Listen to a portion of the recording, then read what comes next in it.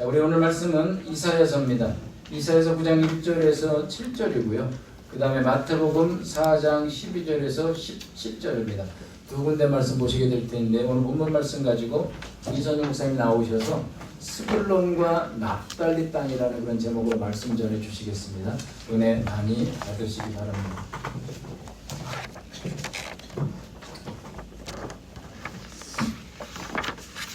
두 군데 보셔야 되기 때문에 그냥 주보를 보시는 것이 훨씬 나으실 겁니다.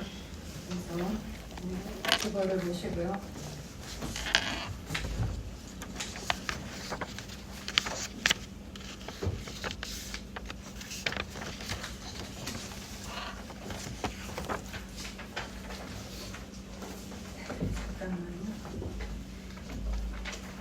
주보를 우리 한 절 한 절 교독하시고 그대로 마지막 절 함께 읽으시겠습니다.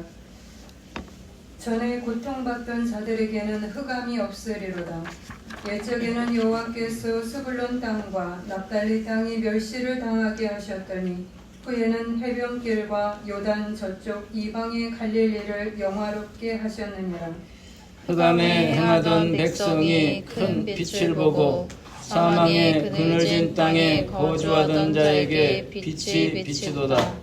주께서 이 나라를 창성하게 하시며 그 즐거움을 더하게 하셨으므로 추수하는 즐거움과 탈취물을 나눌 때의 즐거움 같이 그들이 주 앞에서 즐거워하오니 이는 그들이 무겁게 맨 멍에와 그들의 어깨의 채찍과 그 압제자의 막대기를 주께서 꺾으시되 미디안의 날과 같이 하셨음이니이다.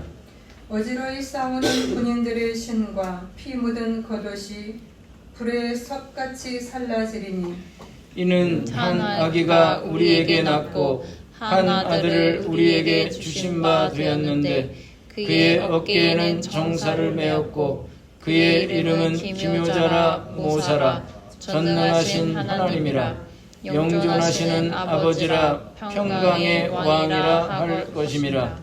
그 정사와 평강의 더함이 무궁하며 또 다윗의 왕자와 그의 나라에 군림하여 그 나라를 굳게 세우고 지금 이후로 영원히 정의와 공의로 그것을 보존하실 것이라. 만군의 여호와의 열심히 이를 이루시리라. 예수께서 요한이 잡혔음을 들으시고 갈릴리로 물로 가셨다가 나사렛을 떠나 스불론과 납달리 지경 해변에 있는 가버나움에 가서 사시니 이는 선지자 이사야를 통하여 하신 말씀을 이루려 하심이라 일렀으되 스불론 땅과 납달리 땅과 요단강 저편 해변길과 이방의 갈릴리요 흑암에 앉은 백성이 큰 빛을 보았고 사망의 땅과 그늘에 앉은 자들에게 빛이 비치었도다 하였느니라. 함께 읽습니다. 이때부터 예수께서 비로소 전파하여 이르시되 회개하라 천국이 가까이 왔느니라 하시니라. 아멘. 네, 오늘 말씀은 스불론과 납달리 땅이라는 제목으로 말씀을 드리고자 합니다. 이전에 제가 한번 드렸던 예화입니다. 그러나 다시 한번 제가 올려드리겠습니다.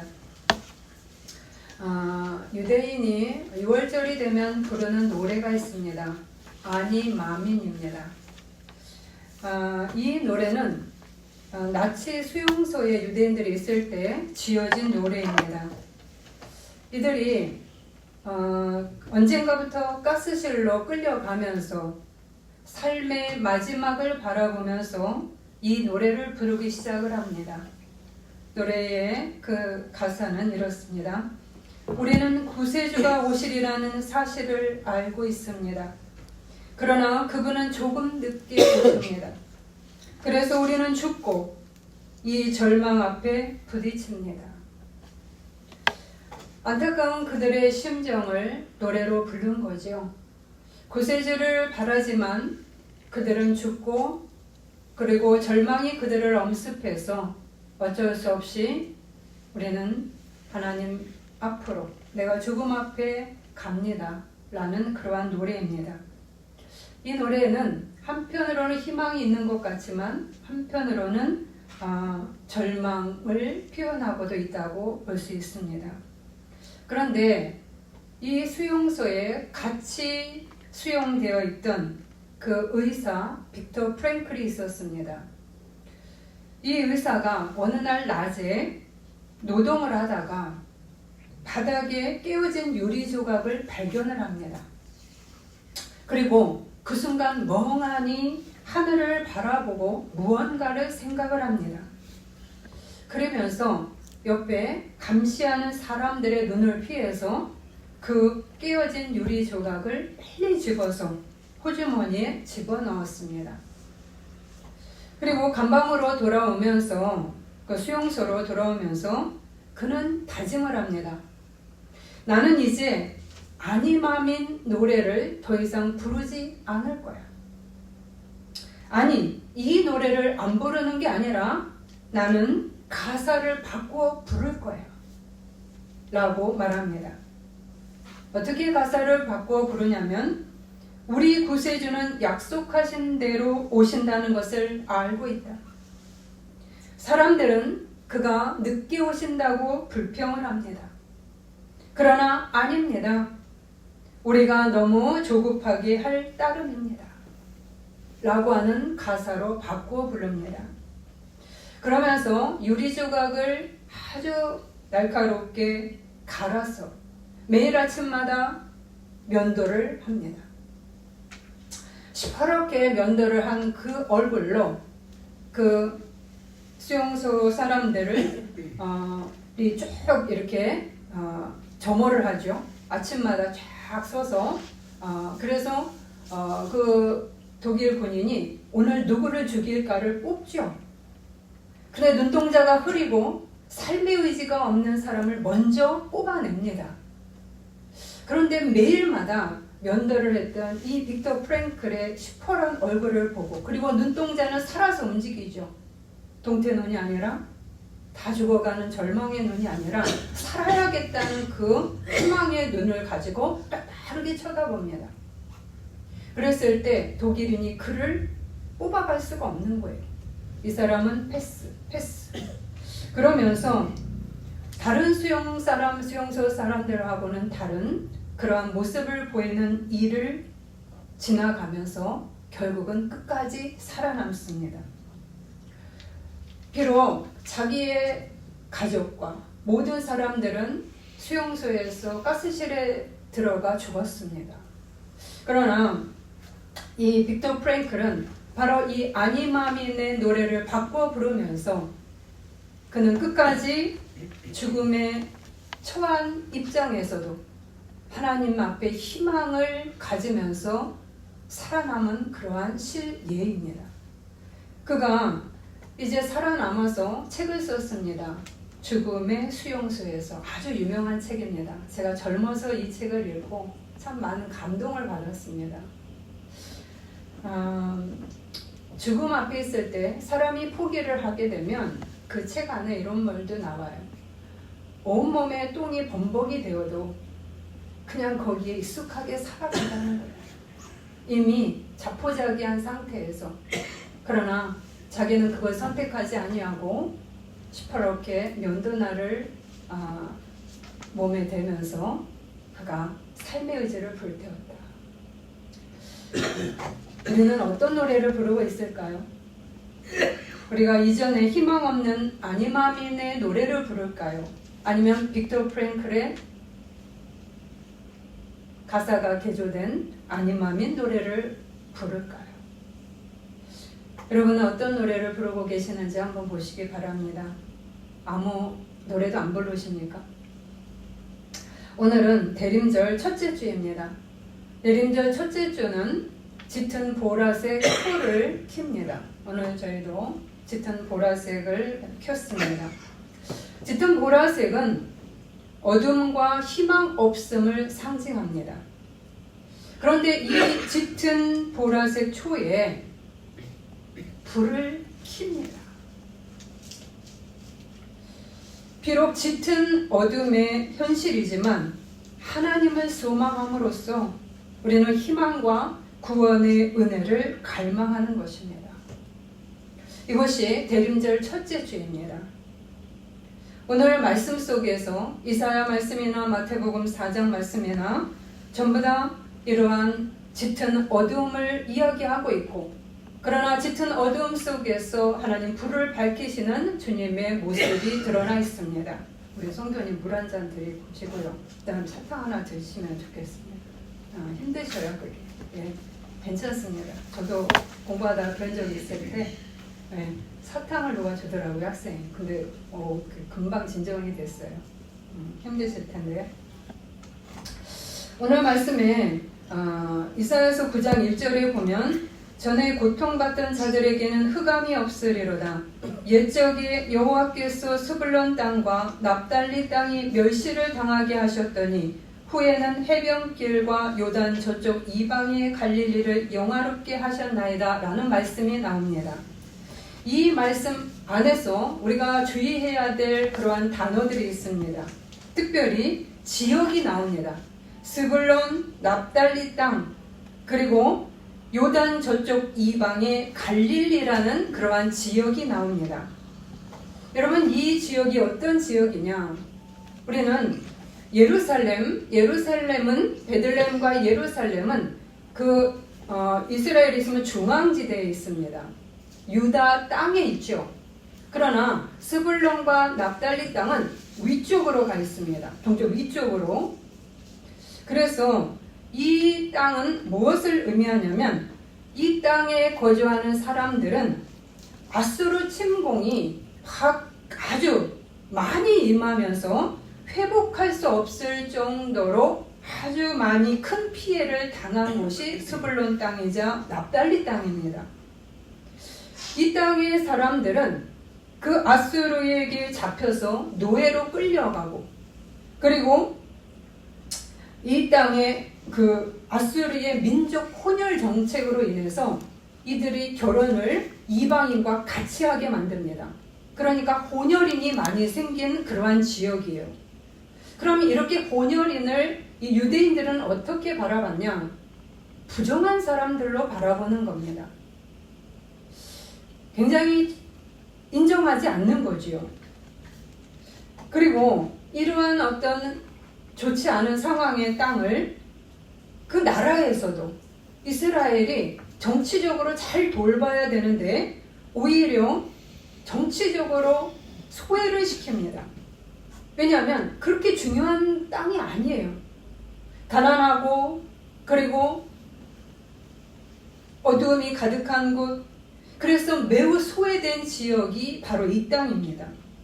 중앙에서 멀리 떨어져 있기 때문에 국가적인 혜택을 받지 못하고요. 또 국경에 처해 있기 때문에 외국의 침략을 아주 많이 겪은 땅들. 그래서 그곳의 거주민들의 삶은 시도 때도 없이 쳐들어오는 그 침략자에 의해서 고통과 슬픔의 나날을 보냅니다. 해변길이라고 표현된 그 갈릴리도 똑같습니다. 해변길과 요단 저쪽 이방의 갈릴리. 여기는 왕국의 무용로고요. 또한 전쟁의 징경로입니다. 그러니까 이 부분은 결국 한 곳이에요. 전부 다 같은 곳입니다. 거기서 거기 이렇게 붙어있는 곳입니다. 그래서 스불론과 납달리 땅이라고 얘기를 했을 때 이 땅에 상징하는 것은 무엇이냐? 가난과 불안과 전쟁과 노예, 이러한 단어가 익숙한 단어예요. 구체적인 상황이 나옵니다. 전에 고통받던 자들, 흑암에 행하던 백성, 사망의 그늘진 땅에 거주하던 자의 표현이 바로 그것입니다. 이 말은 무슨 말이냐? 도울 자가 전혀 없는 매우 답답한 상황에 처해서 숨이 막힐 정도로 고통스러운 삶을 의미합니다. 또한 하나님을 신실하게 믿는데도 불구하고 민족 공동체가 저지른 그 죄악으로 인해서 악을 행하는 사람들과 같이 고난을 당할 수밖에 없는, 그래서 공동체적 책임 때문에 같이 고난 가운데 있는 그러한 신앙인들도 여기에 포함되어 있습니다. 또 하나는 흑암과 어둠의 세력, 죄악에 사로잡혀 있는 그러한 사람들을 상징하기도 합니다.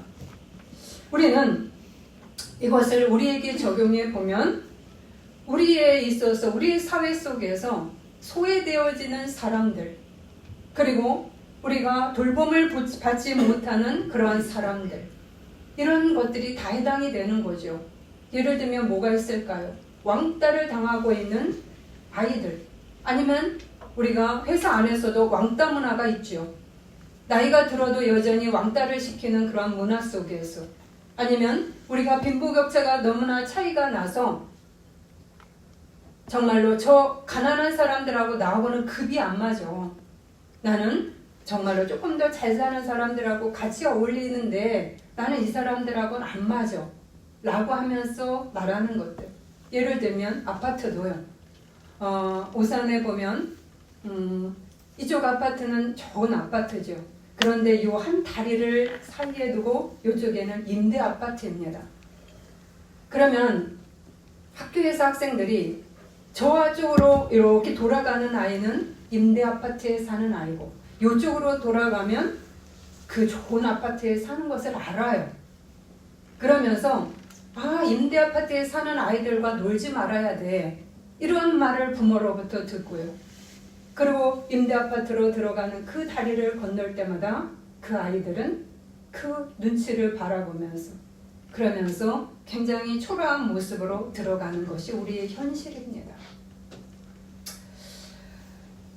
주류에 끼지 못하는 서민들, 죄악의 삶에 있는 사람들, 신앙의 불모지 가운데 있는 사람들, 이러한 삶이 바로 우리 현실 가운데 있는 그러한 스불론과 납달리 땅이요 갈릴리 땅이라고 할 수가 있습니다. 여러분은 어디 땅에 거하십니까? 저는 이걸 보면서 저는 여기에 해당되는 것 같습니다. 네. 주머니가 약하죠. 네. 희망이 잘 안 보이는 그러한 땅입니다. 그런데 이러한 땅에 바로 희망이 없는, 희망을 꿈꾸기가 쉽지 아니하는 이곳에 하나님의 눈길이 닿았습니다. 하나님의 눈길이 닿았습니다. 그것이 이사야서 9장 2절입니다. 흑암에 행하던 백성이 큰 빛을 보고 사망의 그늘진 땅에 거주하던 자에게 빛이 비추더라. 오늘 이 스불론과 납달리 땅에 큰 빛 그리고 빛이 비추었도다 라고 얘기합니다. 희망을 바라보는데 익숙하지 않은 곳에 희망의 큰 빛이 비추었다는 것입니다. 어떻게 해요? 9장 6절입니다. 이는 한 아기가 우리에게 낳고 한 아들을 우리에게 주신 바 되었는데 그의 어깨에는 정사를 메었고 그의 이름은 기묘자라 모사라 전능하신 하나님이라 영존하시는 아버지라 평강의 왕이라. 제가 이 말씀을 읽으면서 너무나 은혜가 됐습니다. 예수님께서 베들레헴에서 탄생하셨어요. 유다 땅이죠. 어떻게 보면은 여기는 인사이더들이 사는 그러한 땅인지도 모릅니다. 그러나 예언대로 예수님은 베들레헴에서 그 위에서 태어나셨습니다.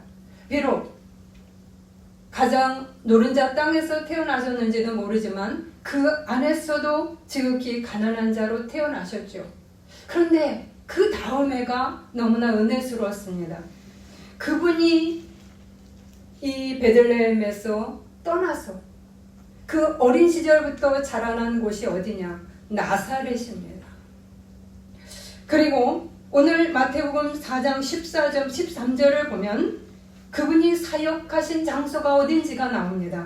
나사렛을 떠나 스불론과 납달리 지역 해변에 있는 가버나움에 가서 사시니라는 말씀이 나옵니다. 나사렛과 그리고 가버나움 전부 다 갈릴리 지역입니다. 스불론과 납달리 지역입니다. 예루살렘에서 멀리 떨어진 곳이에요.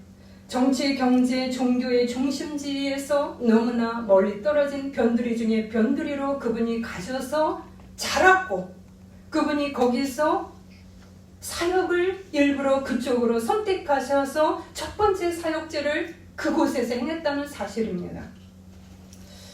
제가 이게 너무나 은혜가 된 거예요. 아무도 쳐다보지 않는 소외되고 버려지고 배척되어진 그 땅에 들어가셔서 그분은 잘하셨다는 거예요. 여러분, 잘하신 것에 대해서 생각을 해보셨을까요? 예수님이 잘한 곳이 강남 한복판이 아니고 바로 이렇게 소외된 곳에서 당신이 잘하셨다는 겁니다. 일부러 잘하셨다는 겁니다. 이것이 얼마나 큰 희망이 될까?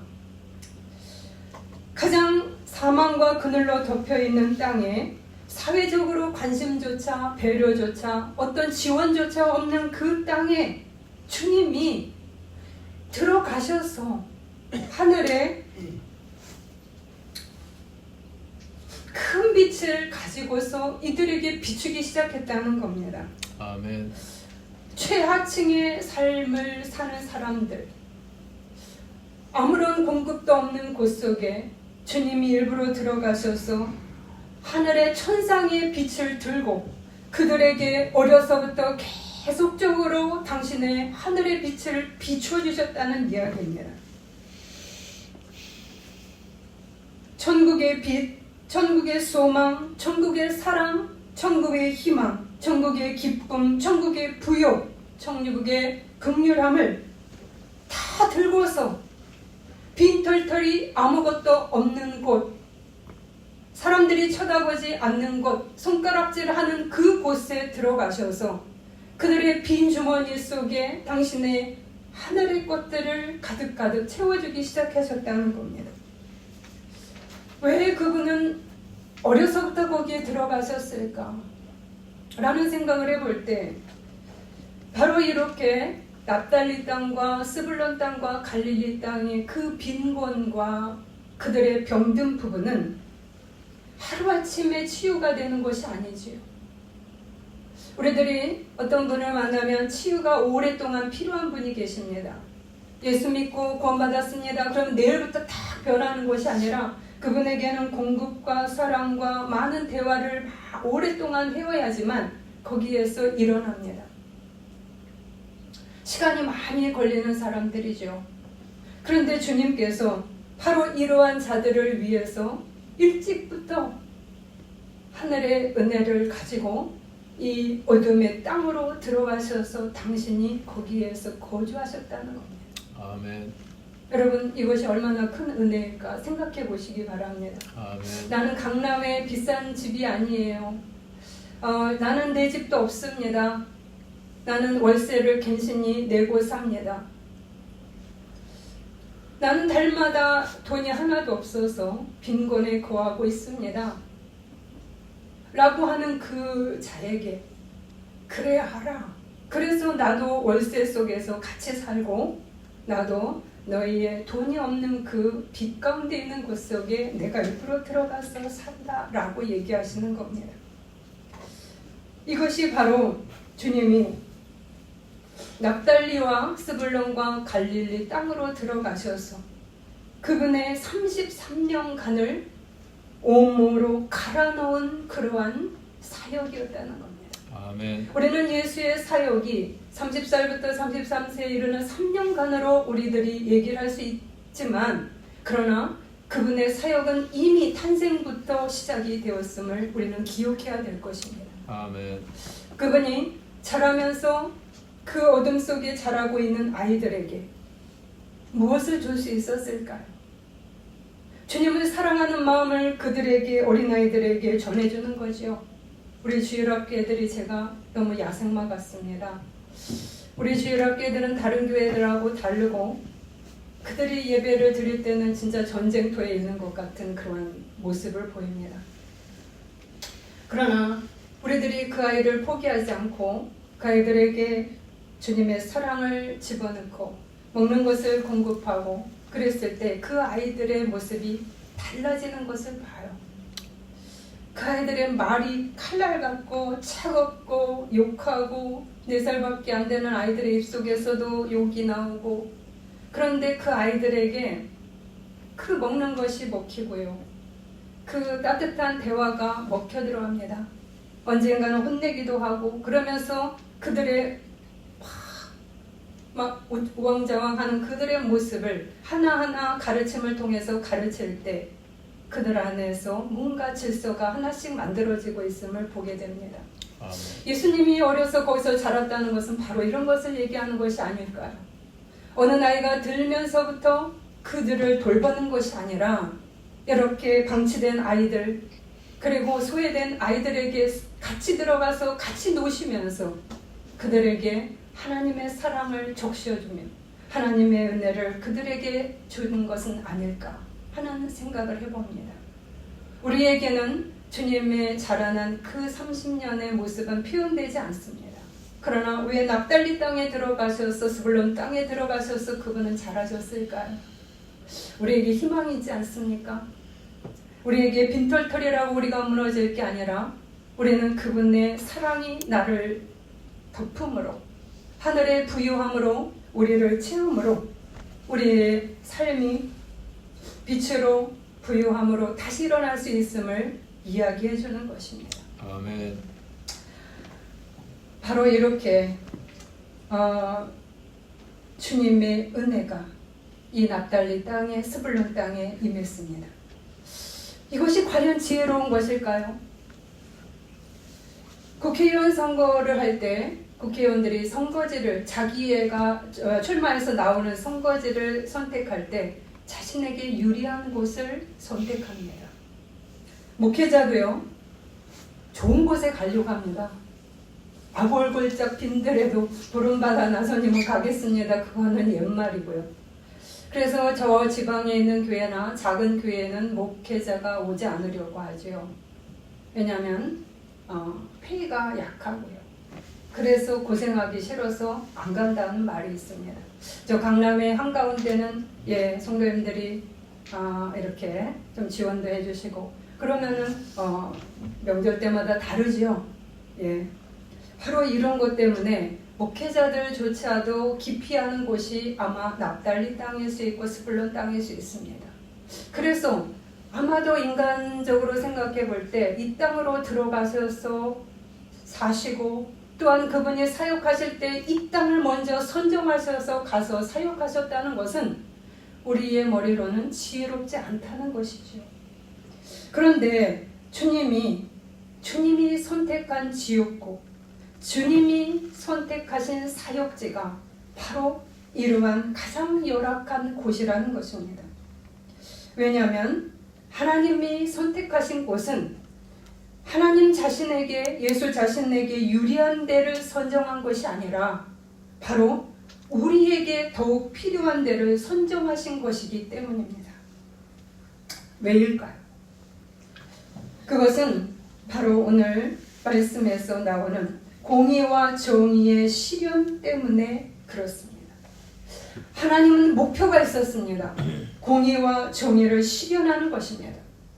이사야서 59장 9절을 보면 정의가 우리에게서 멀어져만 가고 공평은 우리에게서 떨어져만 간다.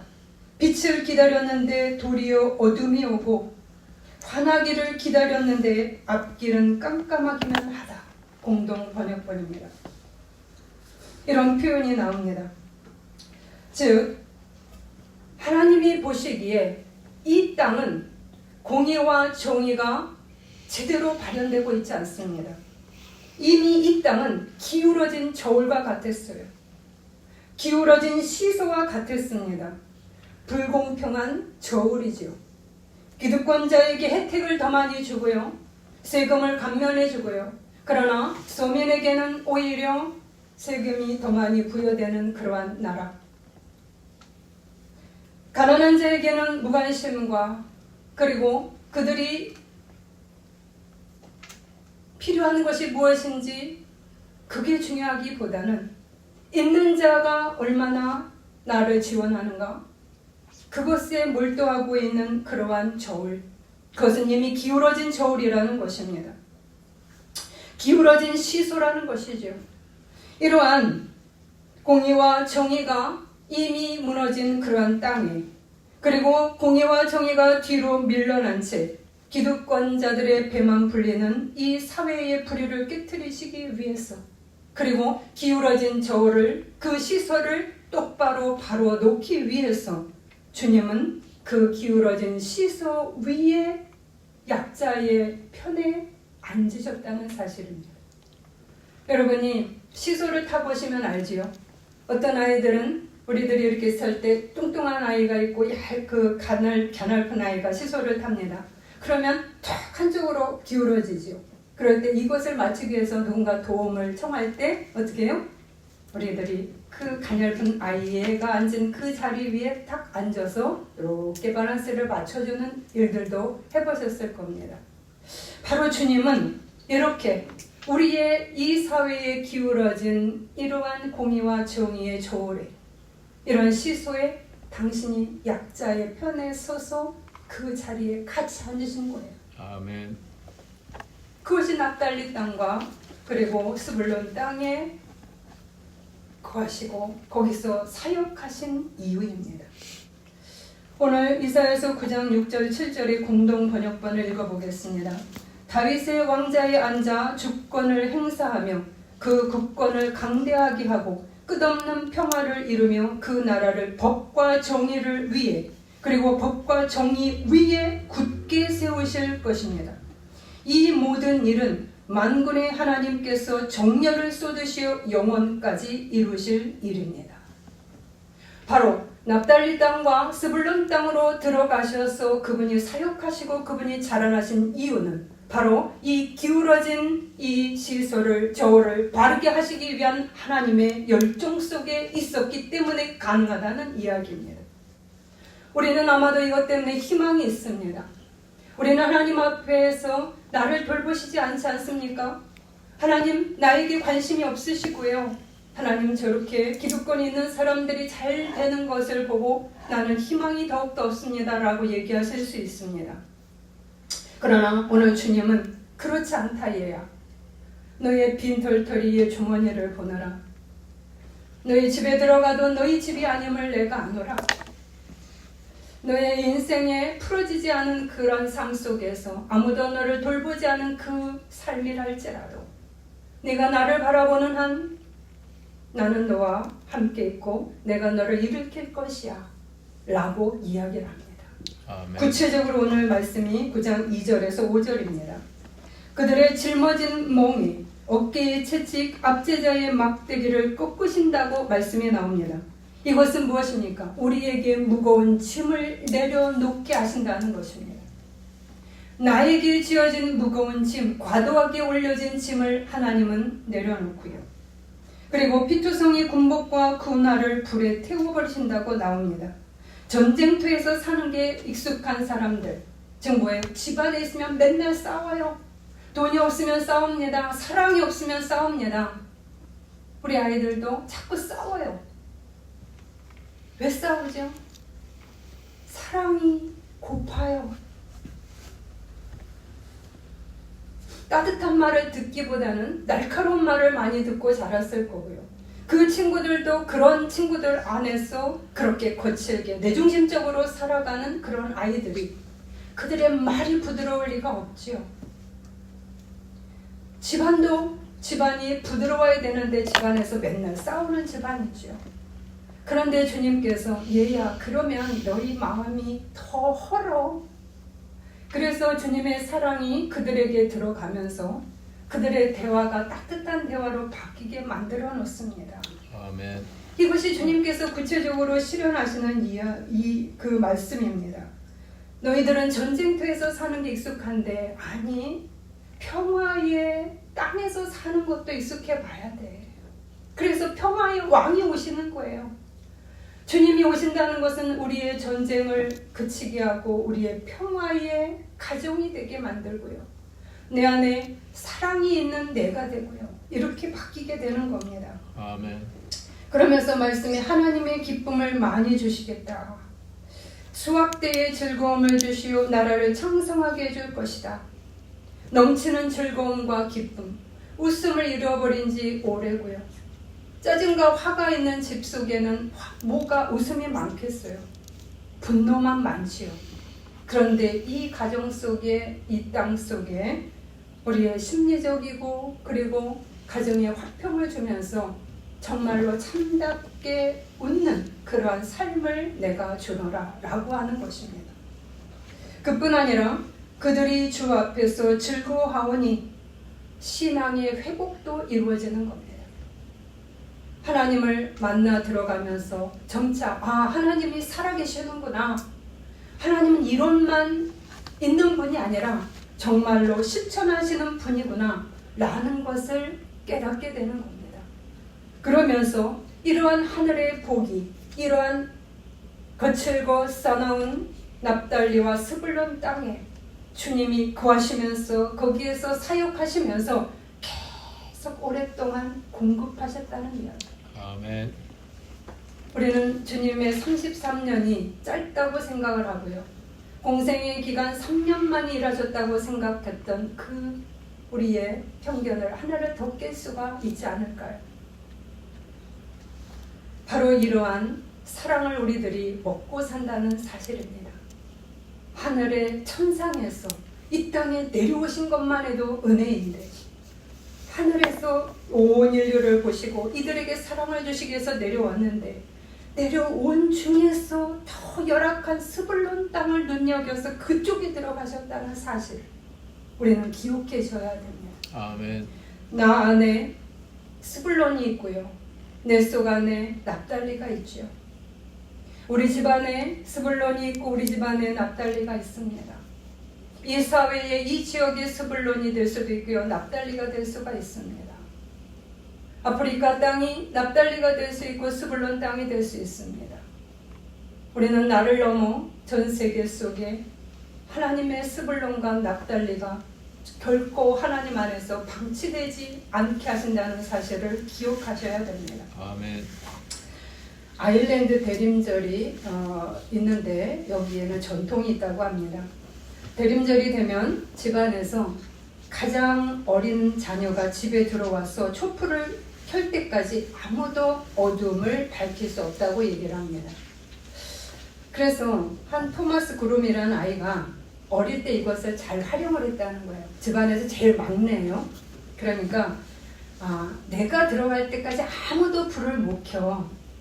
그래서 얘가 일부러 늦게 들어갑니다. 그러면 집안에서 얘가 들어올 때까지 계속 기다리는 거예요. 깜깜한 그 집안에서. 이것은 무엇을 의미할까요? 이 아일랜드 전통에서는 대림절이 되면 가장 약하고 어린 그에게 엄청난 힘이 주어진다는 사실입니다. 아멘.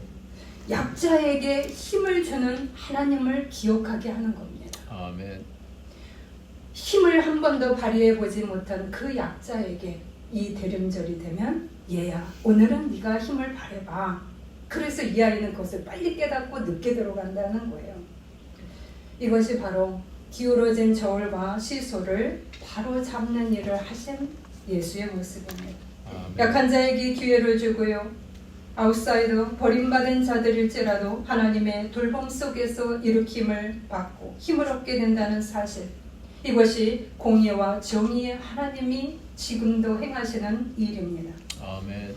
주님은 이렇게 납달리 땅으로 들어가고 스불론 땅에 들어가셔서 사역을 하셨습니다. 그런 다음에 그분은 가장 밑바닥 인생에게 빛과 소망을 주신 그 사역을 이어서 예루살렘으로 들어가십니다. 공평하게. 예루살렘은 어느 곳인가? 인사이더들이 모인 곳입니다. 기득권자들이 모인 곳입니다. 정치, 경제, 문화, 종교 모든 면에서 기득권자들입니다. 부족함이 없는 사람들입니다. 경제적으로 어려움이 없습니다. 신앙이 돈독하다고 하지만 그러나 정의와 공의는 상실된 그러한 그룹입니다. 그렇기 때문에 이들은 여전히 어둠 속에 사는 스불론, 납달리와 별다름이 없는 사람이었습니다. 그런데 이들은 단지 주머니가 든든하다는 이유로 자신이 어둠에 있다는 생각을 모릅니다. 그리고 예수가 그들에게 들어와서 하늘나라를 선포했을 때 이들은 예수를 밀어냈습니다. 정죄했습니다. 예수가 별 필요가 없었기 때문입니다. 이들도 스불론과 납달리에 사는 사람들과 별다른 차이가 없었음에도 불구하고 이들은 자신이 거렁뱅이라는 사실을 인지하지 못한 겁니다. 그래서 여전히 어둠 속에 있는 사람이 되어버렸습니다.